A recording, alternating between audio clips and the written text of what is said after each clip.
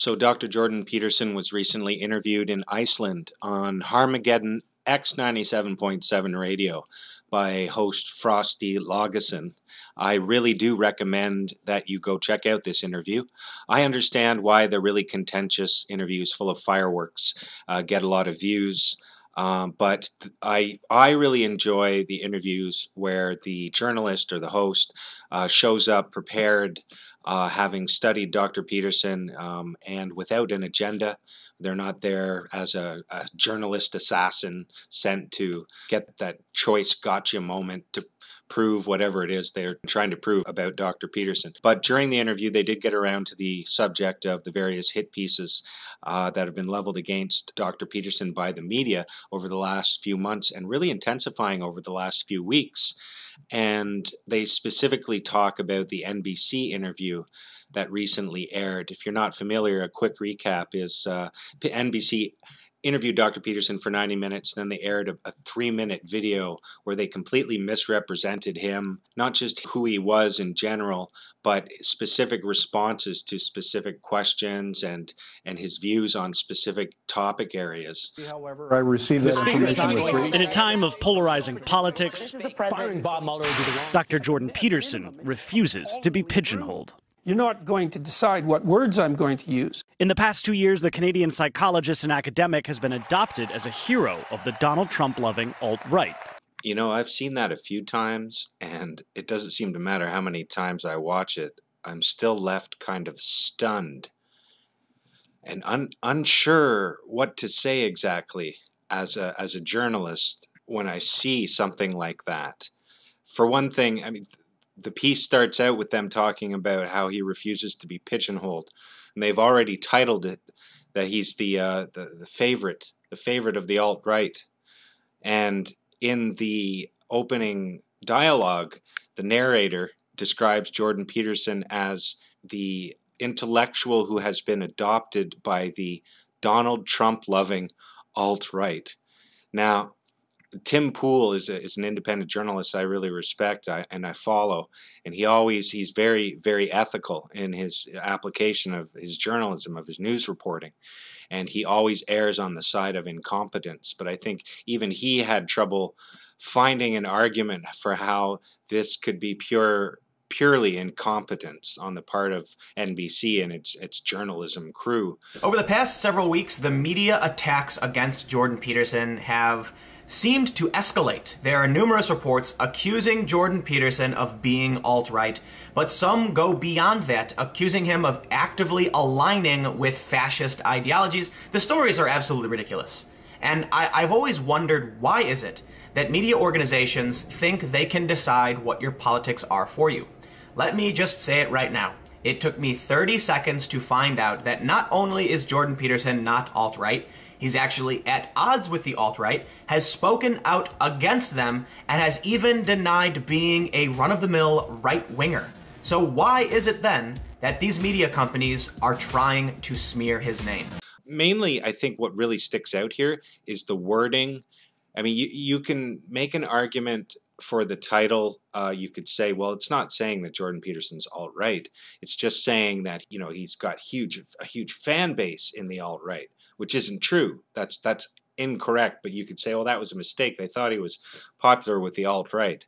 But then you get into the opening dialogue and they describe him as adopted by the alt-right, sort of implying that all of his fame and popularity is the result of this huge population of alt-right people who've really latched on to his worldview. And so what effect is that intended to have? Well, it seems to me that that's very deliberate wording. It's intended to make somebody who has gotten into Jordan Peterson, who has been inspired by some of the things he said, or who has learned something about themselves, to all of a sudden question, oh, wait, am I in the alt-right because I watched some of his lectures and really enjoyed the points he was making, or I agree with his position on X or Y.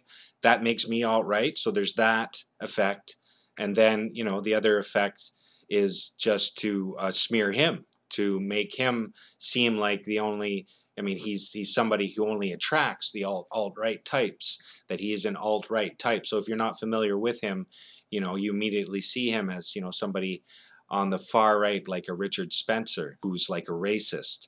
I have several clips in the catalog of videos on my channel of Peterson specifically denouncing the alt-right, embarrassing them, ridiculing them, mocking them. You can go find them. They have like 4,000, 8,000 views.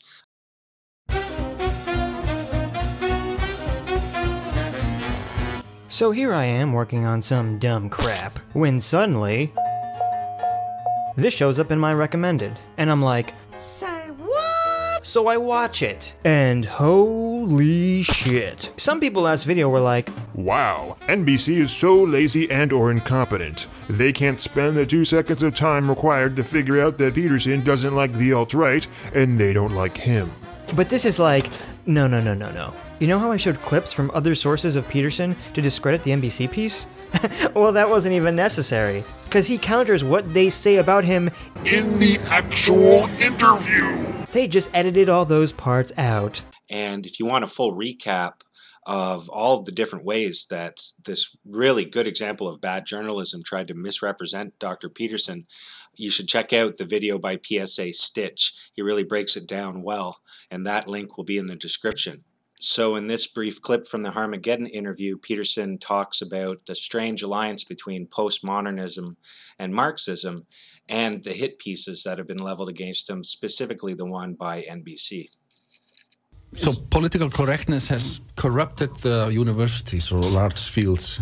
As far as I'm concerned, it has, and the universities are doing everything they can to corrupt other institutions, and the other institutions are foolishly going along for the ride. So you see, for example, and this is probably more true in the US than anywhere else, although also in Canada, Australia as well, that corporations are under the pressure of this politically correct fostering of guilt, are admitting, despite the fact that there's no scientific validity for this claim whatsoever, that their employees are en masse structurally racist, and that people are viewing the world through the lens of implicit bias, and that we're all fundamentally racist, and that should be rectified through like re-education. So unconscious bias retraining programs, for which there is no evidence whatsoever that those programs work, and a substantial amount of evidence that they're counterproductive.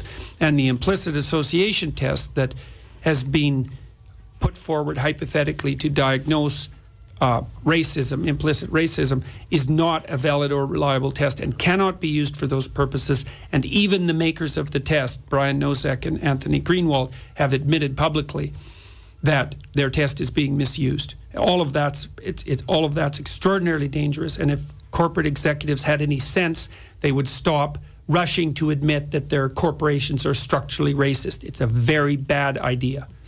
And this is all under the influence, you say, of postmodernism and neo-Marxism. Yeah, but well, aren't those things two separate things? They're completely separate. You know, and this is something I've been criticized for. Dr. Peterson doesn't understand the difference between neo-Marxism and postmodernism. It's like, I understand the difference perfectly well. It isn't me that's conflating them.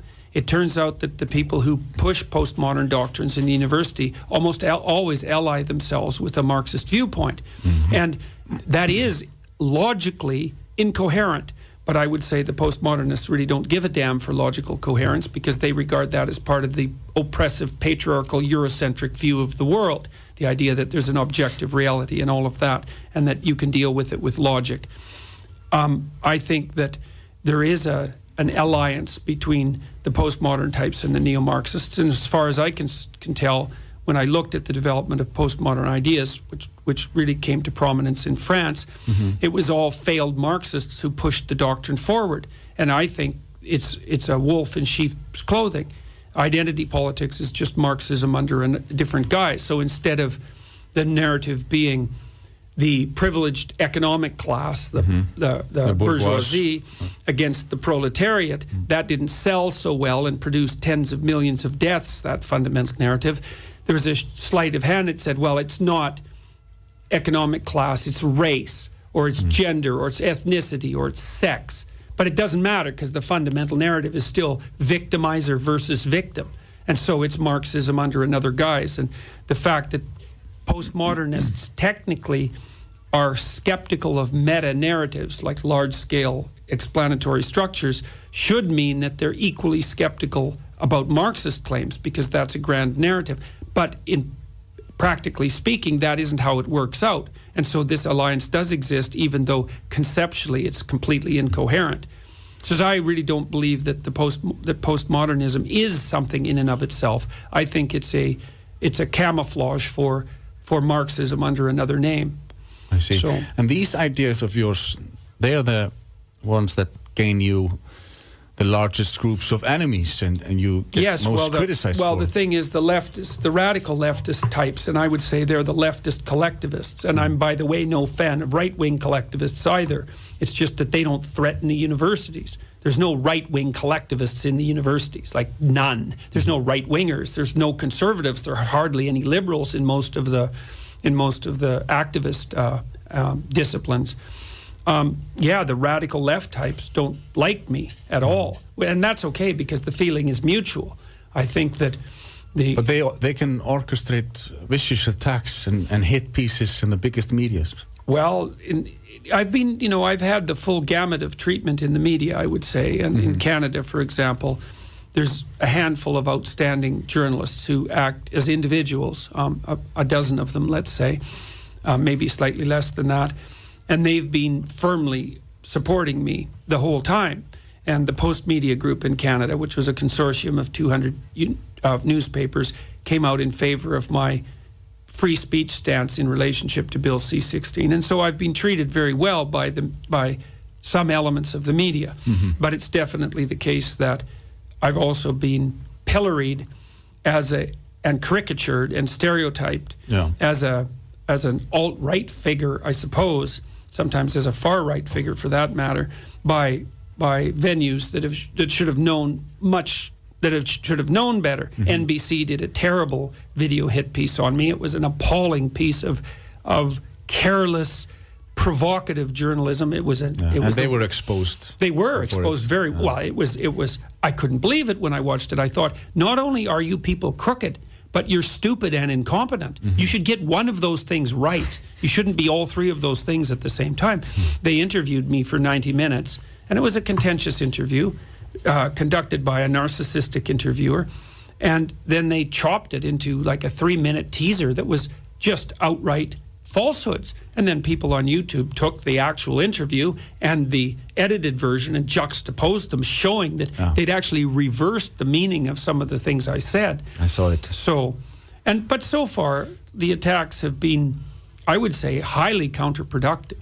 And I've been in this very strange situation, which I feel that it's a tenuous situation, that every time there's been a protest, say, against my appearance on a university campus, which has happened many times, or an attack piece, then it's very stressful, and the potential for damaging my reputation appears high, but the medium to long-term consequence of that is that the journalists end up more discredited than me.